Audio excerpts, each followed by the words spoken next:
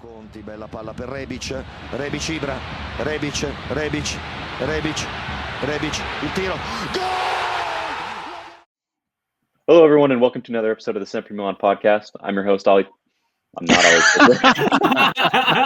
Fisher. Used to hearing that. Not Ollie Fisher. I'm Anthony Torgrud. Ollie and John and Stefano, for that matter, are all watching the England game. I think it just ended, but they're all at the pub getting pissed, as the British say. So they're not here, but we're doing the thing. Got Maddie. Not as always. It's pretty rare that he's the one here, but he showed up when they didn't, so that's nice. Yeah. Nice. Thanks for those words of confidence there. England won their first home opener in the Euros, so they have something to celebrate. They probably won't make it out of the group stage, but and then we have a special guest. No, they'll probably win their group. Yeah, we got Rebic had his usual dog shit performance today. Rebic was ass. Yeah, nothing new. Sky's blue. And then obviously he's been talking, but we got Walid, if you know him from Twitter, Walid. Good buddy of mine. We've gone around the block a few times, had a lot of fun. But kebab season, the inventor of the Çalhanoğlu, I need a kebab immediately meme. So welcome to the show. Thank you so much. I'm very happy to be here. Yep.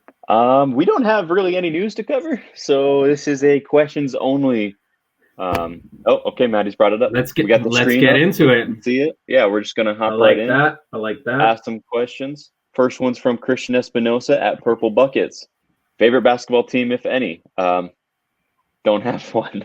I guess I'll pick. But why? You should have one.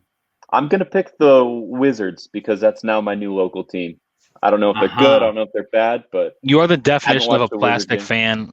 Yes. I haven't watched a Wizards game probably in my entire life, but here we are. So I'll probably say the Pistons. I worked for them for 6 months. And oh, really? Detroit basketball. I did ticket sales. I was going to say you played basketball. Yeah, I was the starting center forward. Is that a position? I don't know. I think a right back is a position.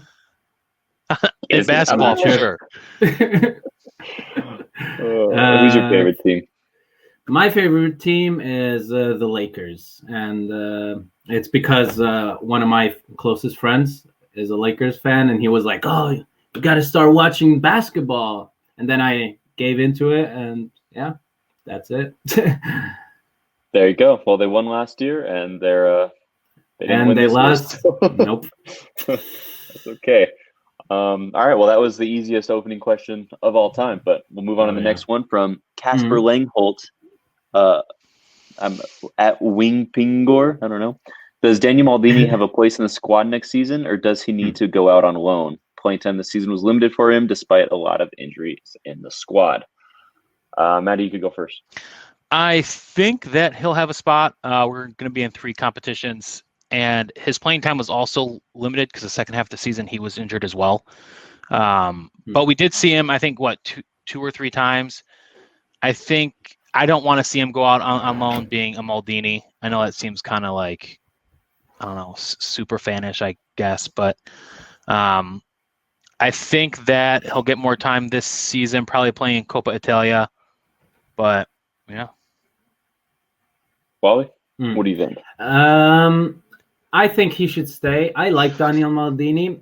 I don't understand really why. There's a lot of Milan fans that are very against our youth team players, and every time they try to come up, they expect them to be like Ansu Fati or Mbappe. You know, they expect the immediate impact, and of course, when your name is Maldini, the expectations are there. You know, your grandfather was a legend, your dad, and et cetera, and now it's his time. You know, but he's not that type of player that exploded immediately like a lot of people expected from him because of the name.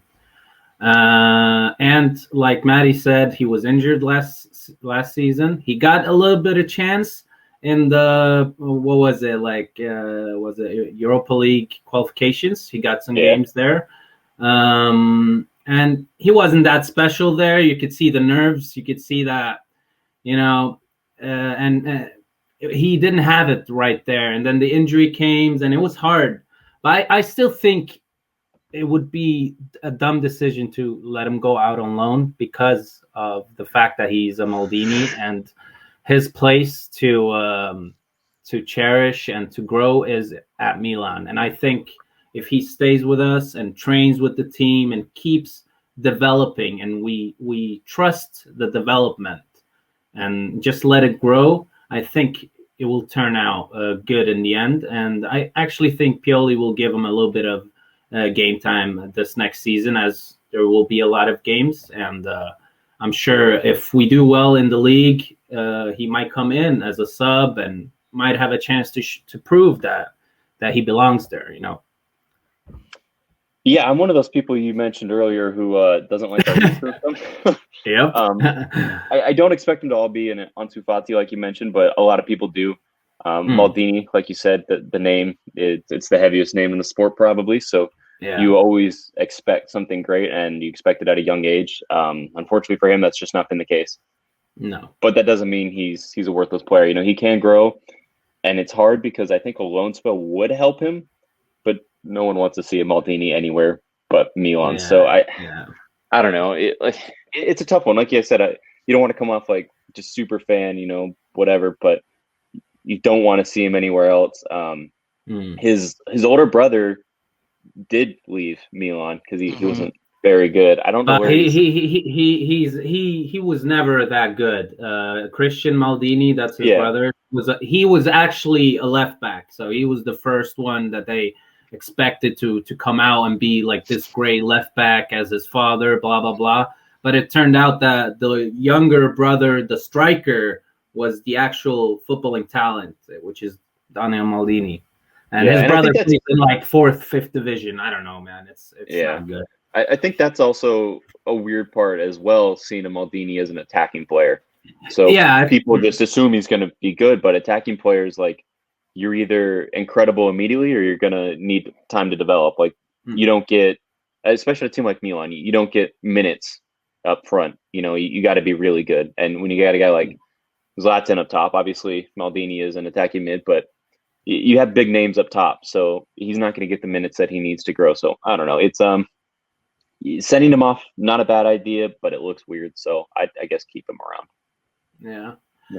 And I think I think actually it all depends on Hakan as well. If he leaves and who comes in the team, you know, because then he will be the third choice, and or right now on paper he's actually the second choice attacking mid, you know, behind Hakan. Who else? If Hakan is injured, Brahim is not our player yet, you know. So when Brahim comes in, then he will be, you know, either the competing for the starting position or actually being the second one, and then Daniel will be below him. So you just got to work up the ladder just the same way as Brahim is doing it, you know? Yeah, that's a really good point. I mean, Brahim was only on loan, and we obviously want to renew that loan, but at the moment it hasn't been done, so he's technically not our player anymore, and it's just Maldini and Hakan. So that's at really this very moment, that's what we have at attacking mid, really. Yeah, but I think that'll change. I think Brahim's going to renew, and then we might bring in another player, but we'll see what happens. Next question. Prince at John 203-69803. Get a new username. That one's weird. Can you guys talk about Ibra? There's a lack of appreciation regarding his impact towards our Champions League qualification. In hindsight, in my opinion, his arrival was what pulled us out of the banter era, and even as a journeyman, do you consider him a Milan legend above the other clubs he played for? I'm just going to go right out and disagree with that. I don't think Ibra's ever been a journeyman. I think he's always been a world-class top-level athlete at every club he's played for, and he's absolutely a Milan legend. I mean, he won us our last Scudetto, and he brought us back to Champions League. I haven't seen anyone seriously discrediting what he's done to bring us to Champions League. I've seen, you know, a lot of shit posting about it, but it's always been kind of a joke. No one's truly discrediting him. I think he just has a lot of hype, so people tend to shit on people who have hype. But Zlatan's the most important player in our squad. You know, if it wasn't for his leadership, his demeanor, we wouldn't be where we were. He instilled a mentality that our team was lacking. He showed us what it means to win, what it means to fight, and what it means to wear the Milan shirt. He was our top goal scorer, and even though he missed half the season, his impact is astronomical. I think that's perfect. That's all we gotta say. I should have worn mine. I have the exact same Zlatan shirt. I have two Zlatan, 3 Zlatans. I don't know. I got the 0 21 Zlatan shirts. Yeah, you're a hater though. You're the person that Prince is talking about. Yeah. Let's hear what Maddie has to say about this. No, I totally agree. I think the mentality, he brought the winning mentality back. He held the players on the field responsible for playing. And even though he was injured half the season, you to still have that player in the club has a huge impact. Even though I predicted him to be the flop of the season. I mean, to be fair, like at 40 years old, it's not a bad prediction to assume that guy's going to flop, but Zlatan's a different animal, so he's built different. Yeah, I think it's going to be interesting next season, especially with his current injury. We don't know how his fitness is going to look. If we need to get like a new main striker, if Zlatan's going to be, a bit part player, if he's still going to be the lead guy up top, it's going to be interesting to see what happens with him. But having him there is going to be good for the club, even if it's just in like a mentorship position outside of playing. All right. Next one is from Joyo at Joshua MJ _95. Kjaer Capitano. Who wants to start? Anyone want to go with that? I mean, I can start. I got nothing against that at all. Kjaer is he truly is a hero for what he did last night or yesterday.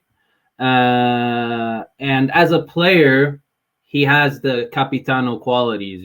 He's the captain of Denmark. He has been the one that has gone from basically nothing and a loser type player to being this wall that nobody can break. Nobody can dribble him.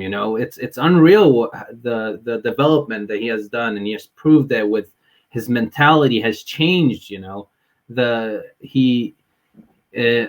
think it's definitely a good shout, but at Milan we have a lot of players that can have that shout as well. With Kessie and with Calabria and with Zlatan. I actually think Zlatan for me though, personally. Yeah, I think all those players are. Oh, were you good about to go, Maddie? Go for it. Yeah, I want a captain. The captain I would want is someone who's going to be at the club long term. So Calabria, Kjaer, Zlatan, and Kjaer are much older. Zlatan's not going to play after this season. He might not even play this season. We never know. Yeah. I think what Kjaer did yesterday is definitely heroic. He's a great captain for Denmark. There's no doubt in my mind that he would be a great captain for Milan, but he had a lot of injury problems this season. A captain is a 24/7 responsibility, but I do want the Milan captain to be someone who's going to be on the pitch almost every game, and that's going to be Kjaer Calabria or Kessier, not Kjaer. Yeah. I was just staring at his name, so that's why I said his name. But I would pick either of those two. Yeah, I think all 4 of the players mentioned are good captain shouts. I agree with Maddie's reasoning. You want someone that's going to be there long term, and you want someone that's going to be playing the majority of the games. Kessie doesn't miss any games. Obviously, he's a tank. So I think that's the easiest shout. Calabria has been at the club forever. He knows what it means to be at Milan, so that's a good one as well. However, I don't know if he's got the other characteristics needed. He's young. He's never really showed that leadership. He's always just kind of head down and played. Whereas a guy like Zlatan has showed that leadership. We just talked about his mentality and how it's changed the team. But he's also kind of a dick, and you don't really want that. You want someone that's going to motivate you, but you want someone to positively do it. And but the thing is I'm sorry. No, you're good. With Kjaer, he is all those positive leadership things, and we saw it with the Eriksson situation. I guess we'll kind of talk about that for a little bit, but Eriksson obviously collapsed. We still don't know an exact reason why, but we know he's in stable condition. We all wish him well. We do know why. Oh, did something come out? Yeah. So what happened was he got a heart attack, and he collapsed. So when he collapsed, Kjaer saw the situation immediately and ran across the field, and then he proceeded to take the tongue out and start CPR and like call in everybody, and that's when everybody did the human shielding to not choke. Because I don't know what UEFA was on, but apparently this big beautiful company that's gonna save football is showing like close up on his face and shit. It's like, what are we doing here? It's not spectacle anymore. But that was obviously tough to watch. No one wanted to see it. It was scary watching him collapse like that. But to go back to Kjaer, like you said, the way he handled it, I mean, he immediately jumped in. Like that's heroic. There's no denying that. Yeah. And there was no doubt. There's that picture it's going to be iconic for the Euros, of the Danish team standing there, and Kjaer's got his arms crossed to everyone. Everyone's looking away, crying in tears. And there's Kjaer sitting strong, eyes on his brother, watching him, doing what he can while the medical team's there. And then obviously went to help Eriksen's wife afterwards, let her know that he's awake and that, that he's going to be fine, take care of him. So I think Kjaer has that leadership quality in him. Eriksen even said a few months ago, I think it was March, that Kjaer was the guy that helped him adjust to moving to Milano, moving to Serie A. Obviously play for rival teams, but bonds in football is so much deeper than just what team you play for and fan rivalry. The players are friends. They know each other outside of this. They spend time together with their families. So it just shows the type of character Kjaer is, and that's someone that can lead any team. And we've seen it countless times with his post-game interviews with Milan, how he speaks on the game, how matter-of-fact he is, and how he knows what needs to be done. So if you were to be given the armband, I would be completely happy with it. I agree it should be a long-term person, but I also feel that some people don't need to be there long to command the team. Some people just have that it factor, and as far as leadership, that's his. I think he's fantastic. I will say that if you had Hakan and Samu feeding you balls into the box, you'd be a dick too. Yes, definitely. I agree with that. What did Zlatan say when Hakan put some dumb shit in? I don't understand. Yeah, he was like, I don't understand you. That was priceless. That was so funny. But I have a little thing about the Capitano thing. And it's towards Kessie, because I would love Kessie to be the captain, and mostly because he's a midfielder. And when you're a midfielder and a captain, you have control of everything, in front of you and behind you. And to have a captain as well to command everything, it will be a lot on his shoulders. But we have seen he can carry us on his shoulders. He's carried us on his back, and he will do anything for these colors. And I don't know. I think he would be the long-term solution that Maddie was talking about. And he has also been here long, and he was here when the banter era was still in full effect. And he stayed. He played his part and has never complained. Even though we wanted to sell him for 10, 15 million before he exploded this season, he never complained. He just played his game. But we all think that Kjaer would be a good captain, but have we seen him show leadership on the field besides just playing every single game? I think he, in the way he plays, it shows leadership, and the way he goes in tackles, the way he runs back when the other team has a counterattack, it's those type of things that it doesn't always have to be like verbally. Whereas Donnarumma, for example, he's verbally, he was verbal the whole season.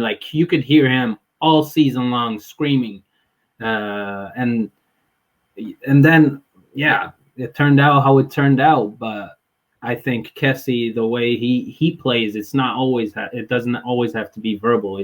He shows leadership in the way he bleeds for the team. Who's been with us the longest? Is it Romagnoli or is it Calabria? It's one of them. It has to be. Oh, it's Calabria. If you want to count youth too, it'd be Calabria. Yeah. Calabria has been there since he was a little kid. Yeah, I just mean first team though. I don't know if he. I think. I think he's at the very least it's the same amount of time. It's one of them has to be the top people. But it's crazy to think that Kessie's like he's only been with us for a few seasons, but that's like one of the longest serving people now, just with how many transitions we've had. It's wild. But all right. That was a great question. Next one is from Christian Espinosa at Purple Buckets. He asked us the basketball question, but now he's got a football question, so that's good. He said, would you be interested in possibly signing Yunus Musa and or Daryl Dyke for the price they would cost and their wages? I would totally think about it. Wally, what do you think? I don't know. I don't even know if AJ knows who they are. AJ, do you know who they are? I don't know. I personally don't know who Daryl Dyke is, to be honest. Yunus Musa, is that the Valencia winger? Yeah. I haven't seen enough from him to give an honest opinion. I think there's a lot of other right wingers that we have been interested in and that are a lot better. And we already have a young right winger in Salamakers, and I'm more than happy with that. He's my GOAT, so I don't need Yunus Musa. I like where Christian is going with this. He's trying to tap that American market. Daryl Dyke is a striker for Orlando City. He was on loan. Okay. I think in the championship this season, trying to help. I forget who he was playing for, but trying to get them promotion. And I don't think they ended up buying him out. And Musa chose the United States over England. Okay, nice. I don't think either of them. I mean, maybe if we can take Daryl Dyke on a, yeah. Both these guys are American. Yeah. Oh, okay. I didn't know That's why I go. AJ has no idea who. Yeah, he had no clue, bro. None. Daryl Dyke's a big guy. I think that if we could take him on loan, I think Milan needs to crack into the American market a little bit more. Teams are doing it. 3 teams are doing it specifically, and they're great players. Mackenzie's kind of a, he's up and down, but Mackenzie's the GOAT. A shit Italian team, but maybe on loan. I don't think Musa. He had a pretty bad half of the season after he signed his contract extension, but I don't know why I know so much about these players. Every time I talk about a player, I'm like, I don't know who these guys are. Talking about an American, I'll talk about him. I'm genuinely shocked, honestly. I was like, fuck, Wally's the only one who knows who this is. That's why I asked Wally first, and he didn't know. Yeah, and I had no clue as well. Yeah, I didn't know who either of them were, but they're both Americans, so I'm all for both of them, Team USA, huh? Exactly. We're international champs. We actually won a trophy, and I guarantee England and Italy can't say the same this summer, so at least one of them can't. That's true. Slow down there, brother. All right, this one's from Darren Torres at Tempest Fugget 20. If Hakan and Brahim stay, where do you invest and who for? So we kind of touched on this a little bit, but I think we still invest in obviously a right winger, but I think we still might go for an attacking mid and probably another center back, just because it sounds like Romagnoli might be either on the way out or just not going to be utilized too much. And I think we need another. Who do we have? We have Kjaer, who gets injured sometimes. We have Gapia, who's not too hot. We might have Tamori if we redeem it. Sounds like we obviously are, but it hasn't happened yet. We have Caldara. Yeah, I think we need more. Oh, yeah, Caldara's coming back. They're going to evaluate him in preseason. I mean, if he could randomly find form like he had his first time at Atalanta, then that's fantastic, but I doubt it, so he's probably not going to. After Hakan's performance against Italy, I hope that they pulled the offer off the table. Well, I heard he had a decent offer from Atletico, which might open the door for Rodrigo de Paul. Yeah, it was $3 million plus $3 million in sign-on fee. So he's getting $3 million up front, and then I don't know how many years. For him. What did team see in this guy? I don't know. I used to defend him, and now I'm like, get him the hell out of the club. Yeah, I like him a lot, but it's just he's gone downhill.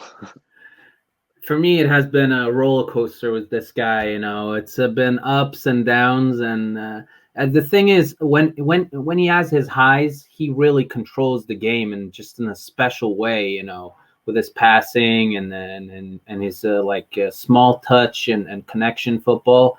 But when he's off, when he has such a bad low that whenever he gets his highs, we don't even care anymore because the low is so garbage, you know. Yeah, I don't know, man. I'm sick and tired of Hakan, to be honest. Same. We signed him as a free pick season over here is saying it first. Yeah, exactly. Yeah. That should tell you everything you need to know. Yeah, but the thing is that it started off with me loving him, and then it continued with disappointment. And I'm not delusional, you know. I can see what's happening in front of my eyes, and I just don't like when I see a player play for my favorite team and not do his best, you know, when I know he can do his best, and when he does his best, he's actually good. But if you don't want to do your best, then you always, like, when he passes, he just passes as if he barely cares about passing it to the teammate. It's like, what's going on here? He's trying to look like Pirlo, man. He's just trying to make it look easy, but he's like. I think that's the main problem too. Is like we've seen him do incredible things, you know. So seeing him do what he is doing now, and we know that there's just so much better in him. That's frustrating as fans to watch. It's you know we want him out, and then he'll score, you know, a worldie against some fucking bum ass relegation side, and then you know give us a little silent finger on Instagram. But it's like you score once every 8 months now. It's your deal. He used to be on fire, man. He was great, but yeah. Skipping a couple questions and we'll go back to them just because we're already on the topic of Hakan. This one from Farino. He said, is Hakan worth a renewal? With everything we just said, I'm going to say no. I don't think he deserves a renewal, and it's because I don't personally feel like he has shown that he wants to play for this club. You know, we shunned Gigio for stalling us. Like, who is Hakan for me to care that much about him renewing or not? You know, you got a good point. When I barely gave a fuck about Gigio, who is like probably one of the best goalkeepers in the world. Like let's be for real. But I don't care about it because I got Iron Mike. You know, I don't care about Gigio. Anybody is replaceable. But and if you don't want to play for my club, if you don't want to show, or if you're like, I want to see how the Euros goes and then see how many bids I get, and like, dude, who are you to have my club in shackles, you know? So I don't believe he deserves the renewal at all. I think that's spot on. You know, no one's bigger than the club. I couldn't agree more. Gigio is probably the biggest thing we had for the last few years, and we're letting him walk for free. We gave him an option. He held out, and we said, "Fuck you." So, all right, goodbye then. You know, Con makes half the money and a third of the impact on the team. So, get out of here. Yeah. All right. Well, we'll go back to the top question from Filippo Berry, sun-dried tomato pesto at Nikki__pass. What club legends would you want in other technical roles, i.e., Shiva coach, Seedorf, someone as a trainer? I got to think about that. So when you guys want to go first? I will take Pirlo as a janitor. Yes. Yes. No, I think Shiva would be a good coach at one point. After the past 10 years, I hate going back to old players as coaches because it just kind of like leaves a bad taste in your mouth for them. You know, I mean, I still love Inzaghi. I still love Seedorf, but there's a few others in there, but Gattuso, you can't hate Gattuso. He did great. He was probably the best out of all of them. I would say. I love Gattuso, man. I'm not gonna lie.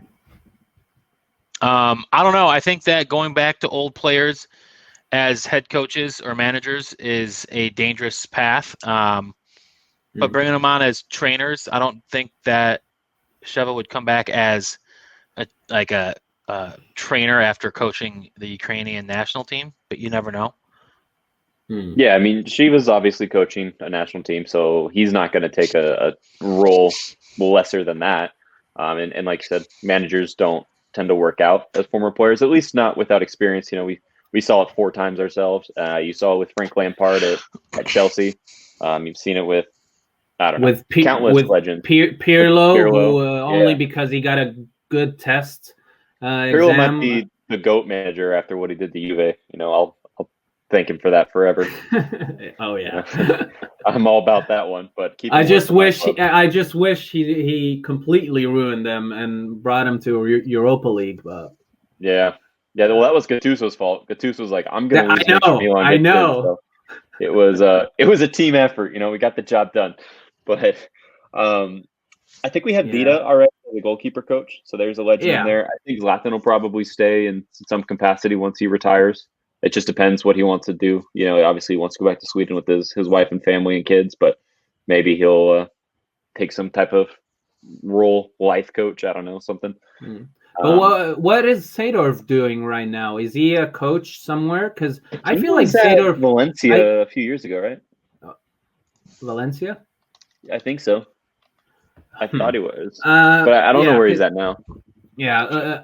So my thoughts on this is, I personally I like Pioli, and I don't want to right now, as per today, it would be the dumb thing to just remove him and get some other ex-player to take that place, But I think Shevchenko definitely has his eye on this job for sure in the future. Maybe not in 2 years, but maybe in 5 years. It all depends on Pioli and this project and this story that we are a part of now. It starts the next season.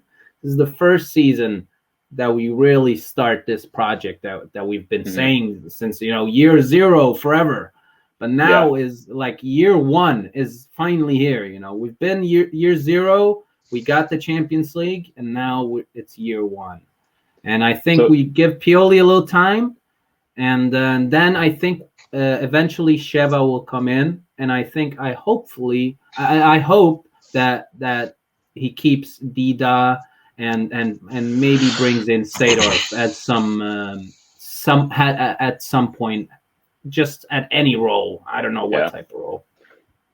Just to go back to Seedorf's managerial career, he was at Milan, obviously. Then he went to Shenzhen in China, and then Deportivo La Coruna in Spain, so not Valencia.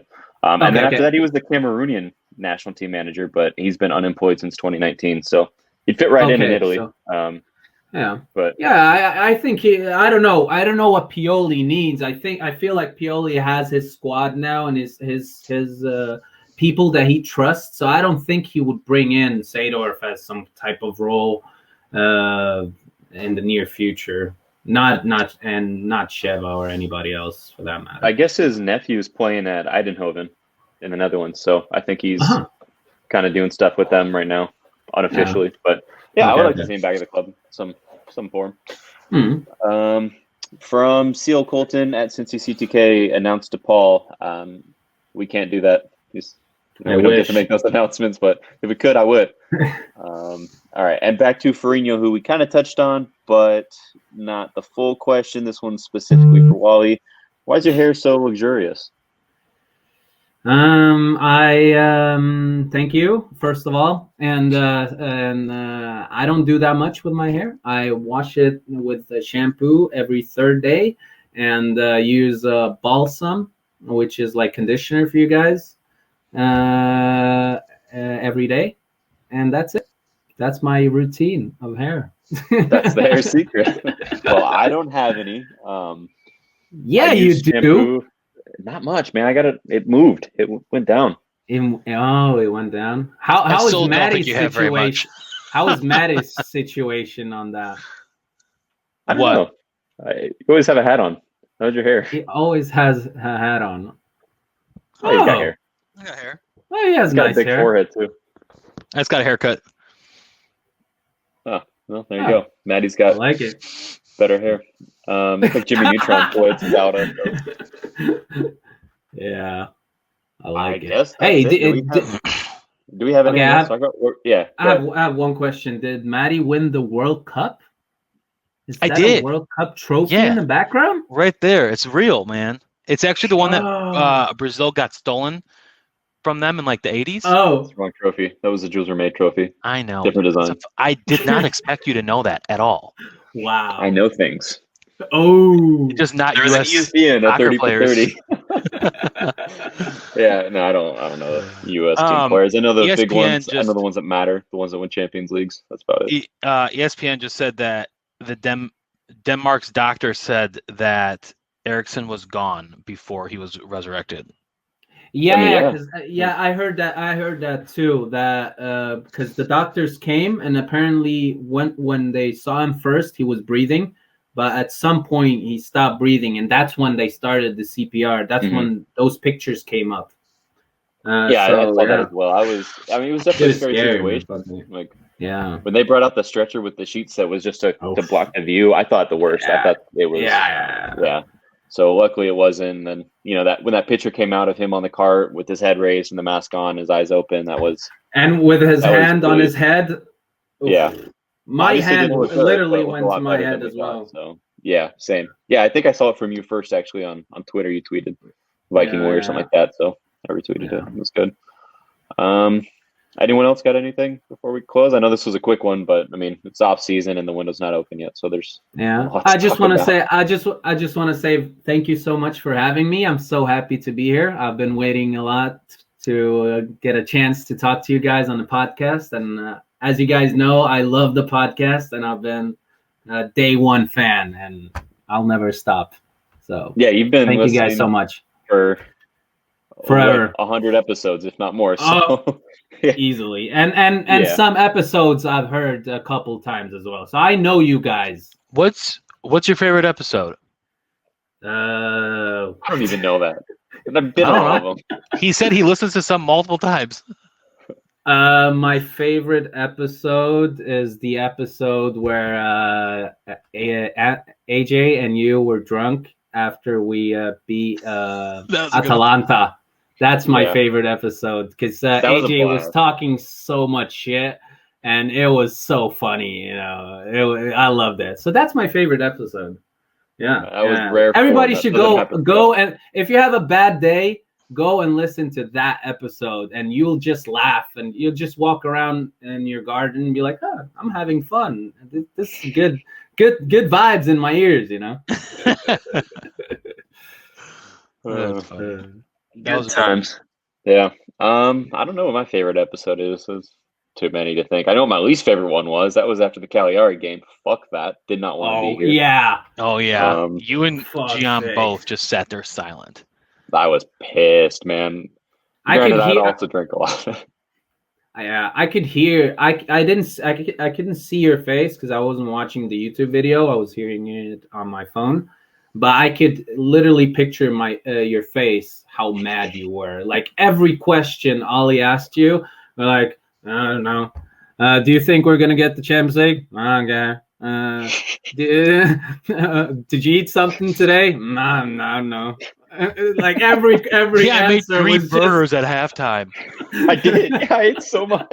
I was so excited. Like I was calling it like Champions League qualification day. I was like, this is it. It's the easiest game. We got this shit. We just got 7 unanswered goals in Turin. Like, how do you expect to not beat Kjaer? So, I drank like a whole bottle of Bellini or something. And at halftime, I made like 4 burgers. I just went wild. I was like, let's party today.